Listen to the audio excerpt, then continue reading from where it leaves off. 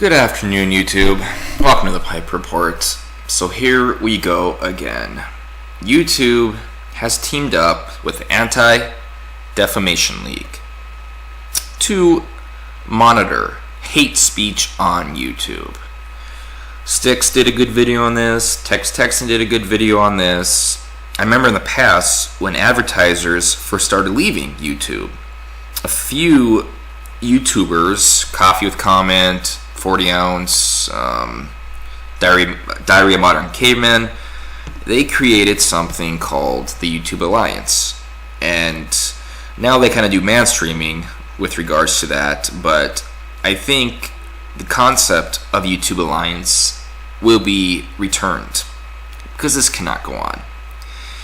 What's happening here is that there is no clear definition of what hate speech is. Yes, you know when speech can be violent. For instance, if you are in the KKK and you're out trying to go burn all black people, then yes, you can consider that as violent speech or speech that could lead to violence. But other than that, there is no such thing as hate speech. What constitutes hate speech to me is a lot different than somebody else.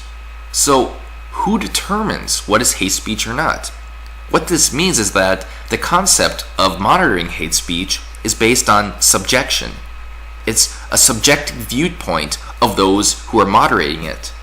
It's not objective at all, because we know that the ADL is left-wing. So everything on the right, they are going to consider offensive. For example, they did a tweet out a while back that they think Pepe the Frog is a symbol of white nationalism and racism. So therefore, if you have Pepe in your thumbnail or Pepe in your video or anything like that, you may actually be not banned, but your video may be erased. Your video might be shut down. That's how sad this is. This is really pathetic. This is 1984. George Orwell, Big Brother, having complete control of what you think and feel. Remember, this started with also safe spaces at college campuses. God forbid you have to hear another point of view that differs from your own. God forbid you have to actually debate somebody about what is right and wrong and what is the best way to achieve things. Nowadays, people are so weak. Clint Eastwood called today's millennials a bunch of pussies. And they are. They are. Yes, bullying is wrong, but by hiding all of your fears and hiding yourself away in a safe space so you don't have to listen to anybody speak about anything, you are only aggravating the cause of this. You are only making things worse. The free exchange of ideas, the free flow of ideas from one person to another is the basis for a civilized society. We cannot learn to achieve confluence with each other. We cannot learn to unite with each other unless we talk to each other. Safe spaces prevent all kinds of talking. Because what most people, most regressives, view hate speech as, for instance, they think someone who's in the KKK shouting death to all blacks is the same as somebody posting Pepe the Frog on a picture. They don't differentiate between the two. Although one is clearly violence, one is clearly hate speech that is said to get a rise out of people to go hurt a race, a certain type of race. The other one is a picture of a frog. But they don't see the difference. They view those as both the same. It's a very, very sad world what we're becoming. And the ADL and YouTube, they're on the leftist view side of things. They're on the regressive viewpoint. That is why the Crowder, or Louder with Crowder, Steven Crowder, all of his videos get demonetized. But the Young Turks, no. All their videos stay monetized. And although Steven Crowder, he doesn't swear on his show at all. He doesn't use F-bombs. The Young Turks do. Yet they're allowed to get monetization. And Steven Crowder isn't. That's just a prime example of how there is favoritism towards regressives or towards leftists. What's going to happen here is that YouTube is going to die out as a major social media platform. There will be a lot of those who still stay on it, but for the most part, I think you will see a lot of people on the fringe right, and maybe people in the center, create a new social media platform for everyone to congregate to. I know people are saying VidMe is the next place to go. I'm not really a big fan of VidMe. I just don't really like the structure of it or the composition of it. But I might have to end up making an account there and doing videos there as well. What this does tell me, though, is that I should start working on my website now. I was going to wait till about 1,000 subs to do my website, but I think I'm maybe going to start next week. I actually thought of a couple names to name it. I want to get some people's advice. I'll probably be doing a video later on asking what people think. And on my website there, I'll be able to post whatever I want. It doesn't matter because it won't be... it's my website. I can do whatever I want on it.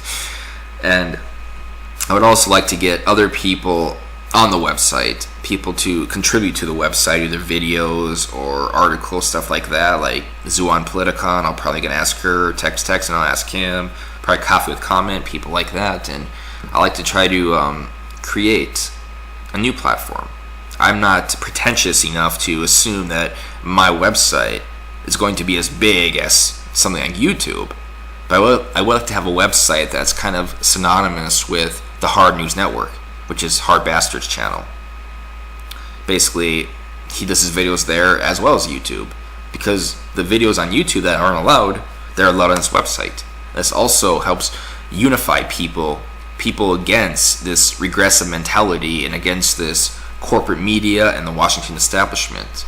It helps them congregate around and focus themselves on a common enemy.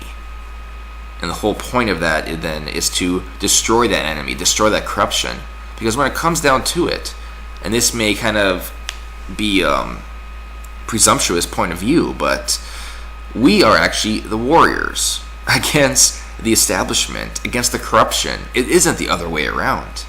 When you hear on the media, you would think that there is a fringe right that are destroying everything and everything they want, and they're making this place unsafer.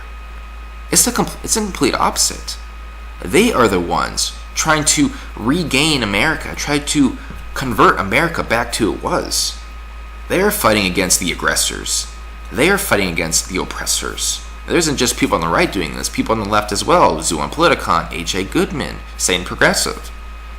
So it isn't that we are wrong and the corporate media is right and the establishment is right and they have to silence us. It is that they are wrong, so they have to silence us. So we have to actually stand up for that. So we'll have to keep an eye open for the new social media platform. I will probably be working on my website relatively soon. I want to get a name for it. I have some ideas. I will make a video about that. I know I didn't go over this article here, but I kind of just wanted to give my opinion on it, because this is wrong. This is just more regressive mentality that segregates us from one another, that destroys any chance we can actually have a conversation with somebody. Because even if your conversation ends up going badly, you are still communicating with someone who you disagree with, and that is what we need to function as a society. That is what we need to be better people in general, to be a better country in general, and they are trying to take that away. So with that, you guys keep an eye out for the next platform, social media platform. Share a video about this, create your own video describing how you hate this, how this is like 1984 by George Orwell, how it is not right, how it is unfair, how it's only going to lead to more segregation. And as we know, segregation leads to discrimination. So be sure to share all this, and let's actually make this known that people are upset over this. This isn't right. Other than that, check out Styx's video on it, check out Texans, check out all those other people I mentioned earlier, Bullshit Man. They have good videos, and yeah, let's actually, time to change things. And I'm done.